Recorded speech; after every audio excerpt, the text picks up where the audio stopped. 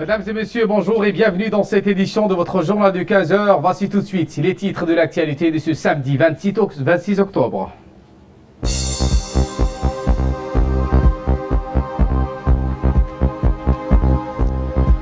Séminaire sur l'hygiène en milieu scolaire, hygiène du corps, hygiène de vie, c'était le thème.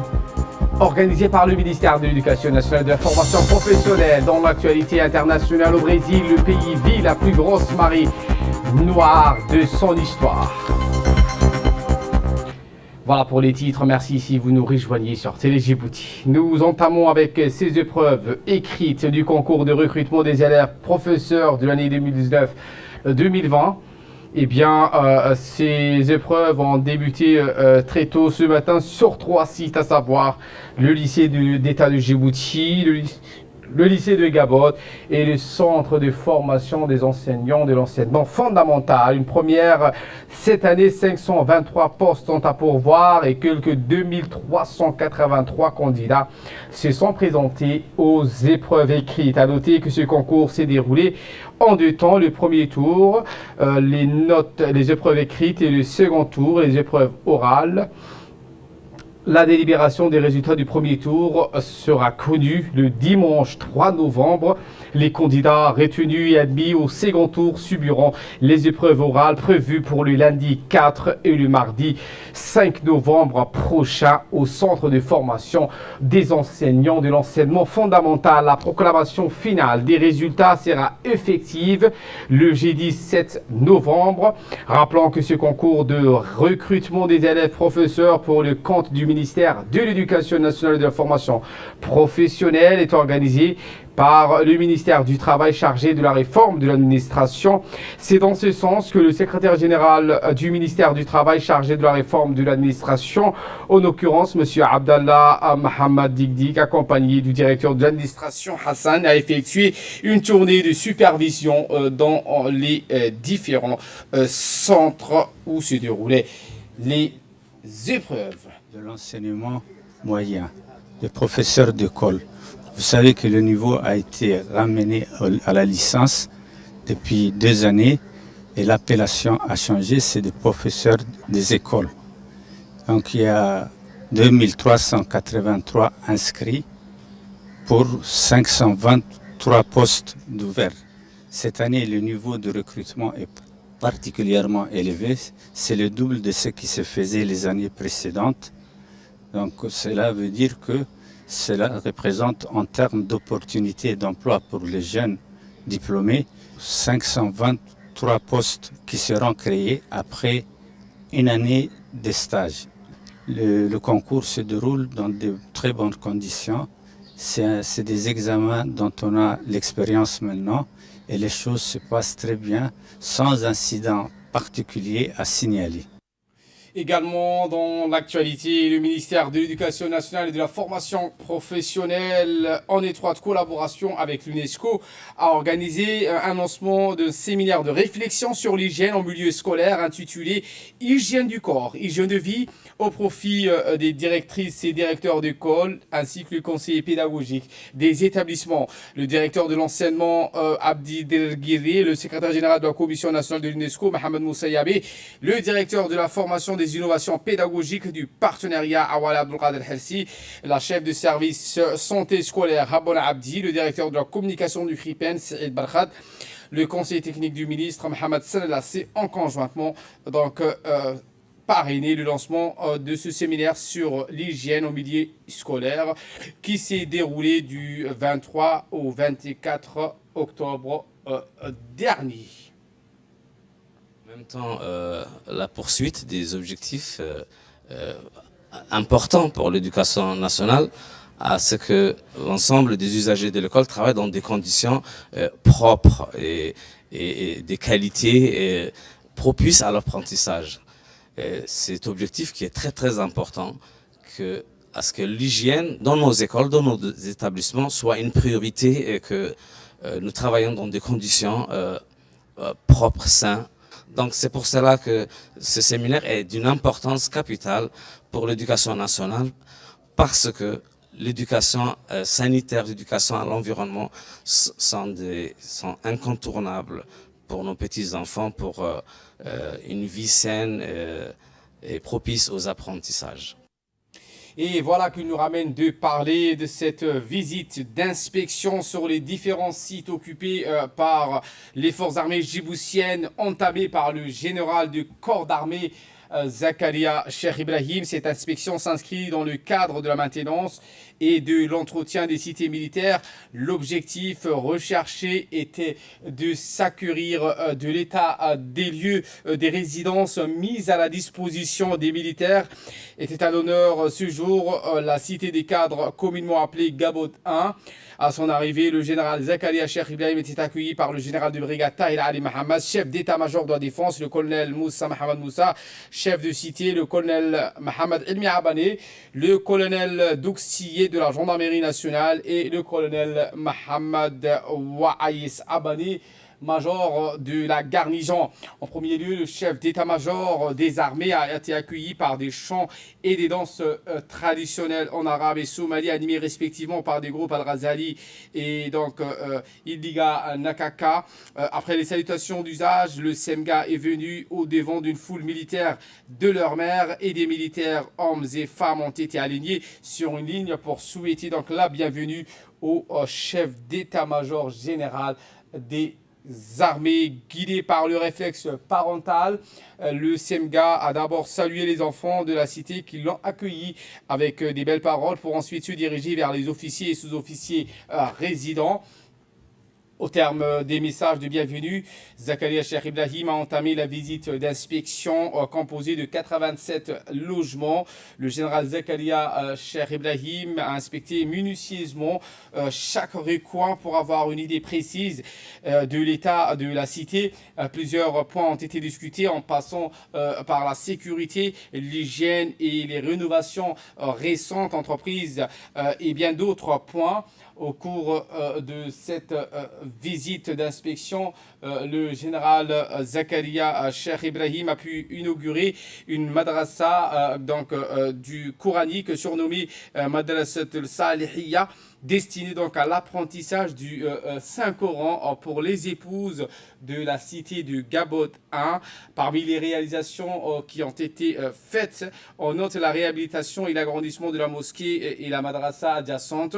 Devant donc la déventure de la grande tente, les résidents ont installé un stand de produits locaux traditionnels où le chef d'état-major général des armées, Zakaria Cheikh Ibrahim, a chèrement apprécié. Le SEMGA a pu aussi visiter une tente traditionnelle, eu donc l'occasion de s'abreuver le lait de chamel fraîchement traité. Ensuite, le colonel Moussa Mohamed Moussa, chef de la cité, a exposé une brève présentation sur les réalisations faites durant ces années. Écoutons donc à présent son discours. 87 logements. La particularité de cette cité réside dans sa diversité. En effet, les composants des forces de défense et de sécurité du pays sont représentés et vivent en parfaite harmonie et symbiose. Ainsi, on peut citer les forces majoritaires car elles représentent l'ossature des armées, puis la gendarmerie, la garde républicaine et enfin la garde des côtes. Ceci démontre indéniablement le caractère d'unité qui provoque dans notre cité. En général, je voudrais profiter de cette occasion. Et à présent, la visite du général Zakaria Cheikh Ibrahim, chef d'état-major général des armées, c'est soldé sur une tente qui a été dressée avec à manger, des chants et des danses qui ont été guidés en l'honneur de l'armée. Eh bien, la cérémonie a débuté avec quelques versets du Saint-Coran. S'ensuit donc une ambiance festive entre les familles militaires.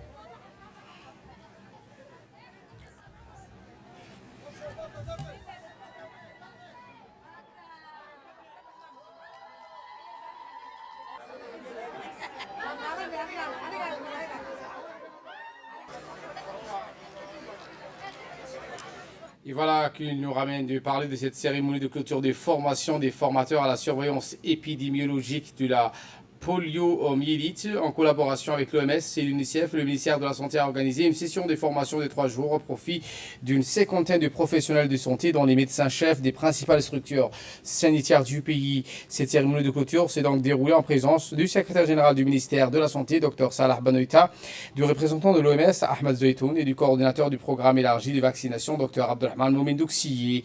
Une cérémonie haute en couleurs qui a coïncidé avec la journée mondiale de lutte contre la poliomyélite célébrée à travers le monde chaque 24 octobre de l'année. Bien qu'aucun cas de polio n'ait été constaté depuis 1999, cette session de formation a pour objectif donc d'accroître la vigilance dans notre système de surveillance épidémiologique compte tenu de la persistance des foyers dans les pays limitrophes.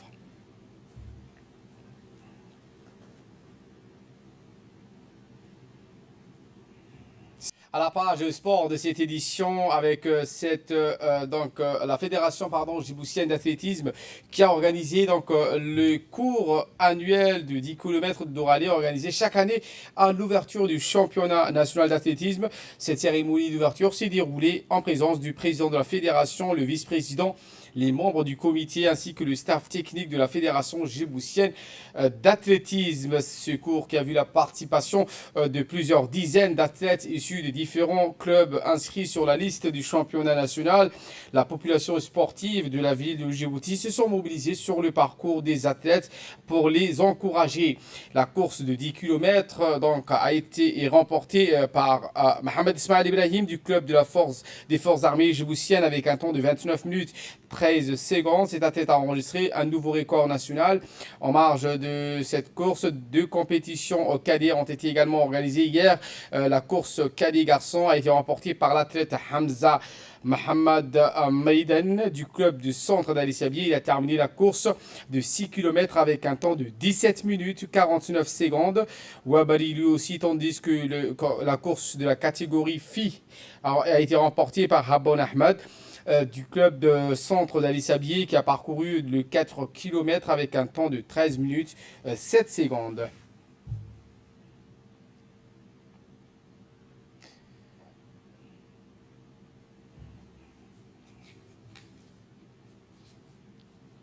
Après donc la course, place aux cérémonies de récompense et remise du trophée qui a été aussitôt organisée sur l'esplanade du Palais du Peuple. L'athlète Mohamed Ismail a reçu la coupe de la course de 10 km d'Oralé avec une récompense de matériel qui ont été remis par le président de la Fédération djiboutienne d'athlétisme, Saïd Ismail Ibrahim, recordman au niveau national. Les responsables des différents clubs ont été conviés pour prendre part à une cérémonie. Les lauréats des courses cadets ont eu également leur trophée au cours de cette cérémonie organisée sur l'esplanade du Palais du Peuple.